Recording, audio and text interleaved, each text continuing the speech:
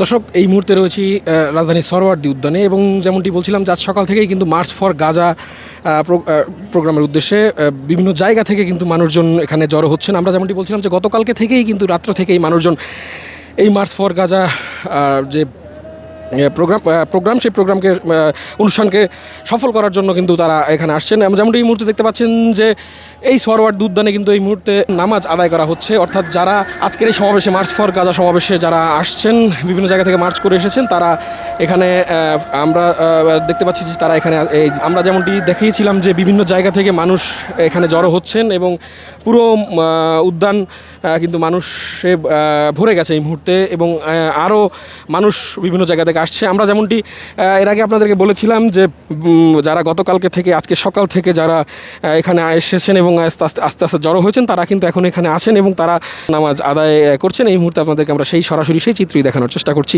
দর্শক, দেখতে পাচ্ছেন যে সরোয়ার্দী উদ্যানে নামাজ আদায় করছেন মুসল্লিরা। যেমনটি এই মুহূর্তে দেখতে পাচ্ছেন যে এখানে অনেকের কাছেই জায়নামাজের ব্যবস্থা নেই, তাই তারা কিন্তু ফিলিস্তিনি পতাকার উপরেই তাদের যে নামাজ, সেই নামাজ তারা কিন্তু এই মুহূর্তে আদায় করছেন। যে যেমন করে যে যেমনভাবেই পারে সে তেমনভাবেই তার নামাজ আদায় করছেন, যেহেতু এটা একটা খোলা মাঠ এবং বালুর মাঠ বলা যায়। সেই জায়গা থেকে জায়নামাজ অনেকের কাছেই নেই।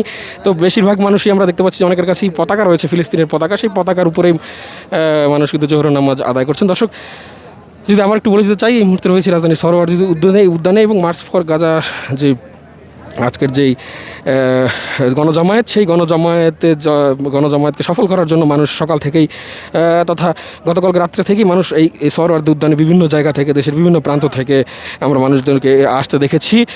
এর আগে যারা এখানে উদ্যানে গতকালকে রাত্রে থেকে আজকে সকালে যারা উদ্যানে প্রবেশ করেছেন, তারা এখন এই মুহূর্তে উদ্যানে রয়েছেন এবং যেমনটি আমরা এই মুহূর্তে দেখতে পাচ্ছি যে উদ্যানে কিন্তু একটি গণজামাত, বেশ কয়েকটি গণজামাত আমরা দেখেছি। যেহেতু মানুষ বিভক্ত হয়ে বিভিন্ন জায়গায় গণজামাত আজকের যে মার্চ ফর গাজার যে উদ্দেশ্য, সেই উদ্দেশ্য নিয়ে তারা আসলে কথাবার্তা বলবেন এবং বক্তব্য রাখবেন এবং এই যে আজকে যে গণজামাতকে সফল করবেন।